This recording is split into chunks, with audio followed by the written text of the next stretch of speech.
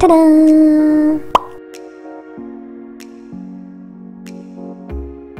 Cześć! Dzisiaj wracam do Was z filmem dotyczącym mieszania kolorów. Metoda ta obowiązuje praktycznie w każdej technice, która wymaga użycia barw. Do tego dołączę moją metodę analizy kolorystycznej, której używam podczas rysowania w kolorze. Nie przedłużając, zaczynamy od podstaw.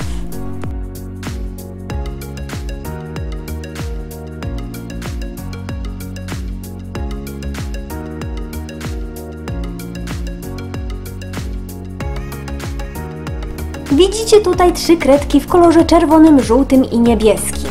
Są to tak zwane kolory podstawowe, to trzeba zapamiętać. Z ich zmieszania jesteśmy w stanie uzyskać każdy inny kolor i odcień, ale w praktyce wybieramy zazwyczaj więcej kolorów, aby zaoszczędzić czasu i nerwów. I teraz uwaga, bo to trzeba zapamiętać. Ze zmieszania czerwonego i żółtego uzyskamy pomarańczowy. Ze zmieszania żółtego i niebieskiego otrzymamy zielony. Ze zmieszania niebieskiego i czerwonego uzyskamy fioletowy. Pomarańczowy, zielony i fioletowy to kolory pochodne. Nazywają się tak, ponieważ pochodzą od zmieszania kolorów podstawowych. Teraz będziemy mieszać ze sobą kolory podstawowe z pochodnymi. Niezależnie od tego, jak połączymy kolory podstawowe z pochodnymi, uzyskamy kolory dopełniające i załamane. Są to kolory, które dopełniają się do szarości. Mówiąc prościej, ze zmieszania kolorów podstawowych z pochodnymi uzyskamy kolory szare, brudne i bliskie czerni. Aby zapamiętać te wszystkie zasady, weźcie kredki lub farby i sami spróbujcie połączyć kolory. W ten sposób szybciej zapamiętacie tę zasadę.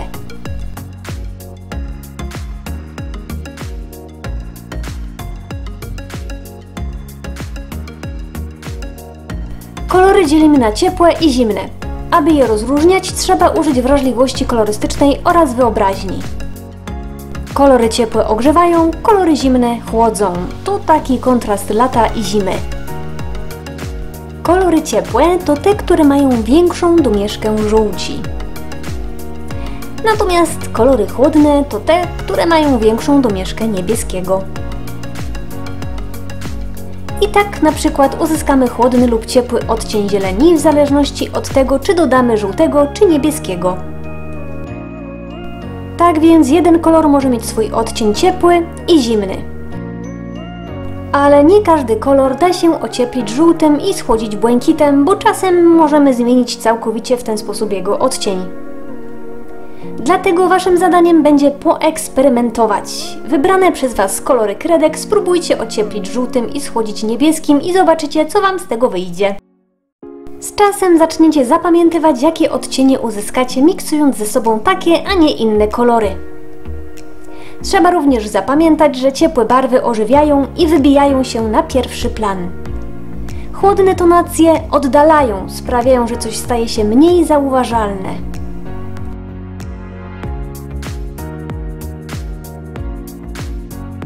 Tą zasadę często stosuję w pejzażach. Polecam obejrzeć mój film o perspektywach, tam dokładniej omówiłam tą kwestię.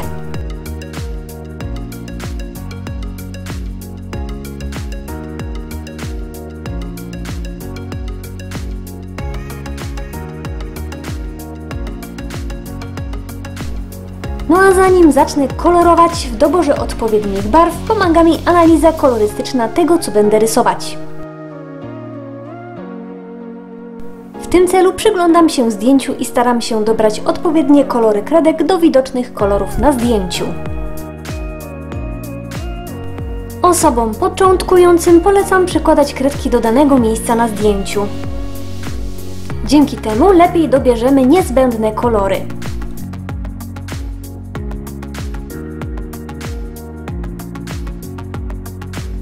Ta metoda jest zdecydowanie łatwiejsza przy większym zestawie kolorystycznym kredek. To jednak nie znaczy, że mając mniejszą ilość kolorów nie jesteśmy w stanie uzyskać odpowiednich odcieni. W tym celu należy przyjrzeć się pożądanemu kolorowi na zdjęciu, no i dobrać od 2 do 3 kredek, które w naszej opinii będą w stanie uzyskać ten właśnie odcień. Na początku może to wydać się trudne, ale im dłużej będziecie pracować w kolorze, tym bardziej będzie ewoluować u Was wrażliwość na kolory.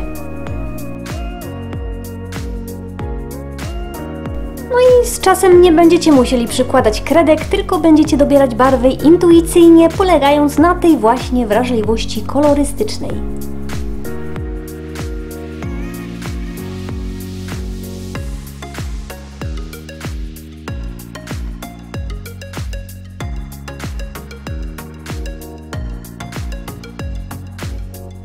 Zasada zależności barw polega na tym, że przedmioty znajdujące się obok siebie wzajemnie się przenikają kolorystycznie.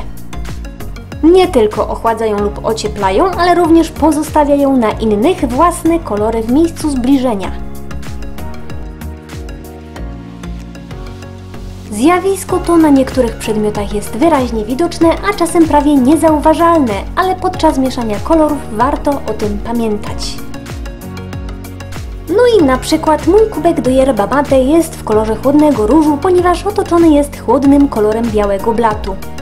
Spójrzcie teraz, jak kolory się zmienią, gdy przystawię do kubka dłoń, która jest w ciepłych tonacjach.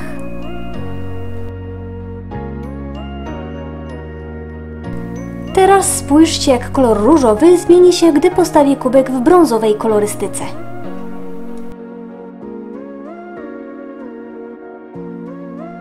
Wyraźnie widać, że nabrał rudawych odcieni, ale wciąż jest to kolor różowy, jednak nieco zmieniony.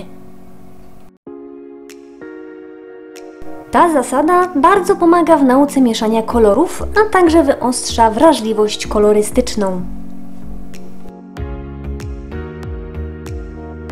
Tą wzajemność najlepiej widać na przedmiotach o jasnych kolorach, ale przy odpowiednim światłocieniu może być również zauważalna na przedmiotach ciemnych. Tak naprawdę kolory zawsze się wzajemnie przenikają. Biel nigdy nie będzie czystą bielą, a czerń czystą czernią. Zawsze będą w nich drobne dodatki innych barw i odcieni, tylko są one czasem trudne do zobaczenia dla osób o mniejszej wrażliwości kolorystycznej. Na szczęście to, tak jak i wszystko inne, można wytrenować.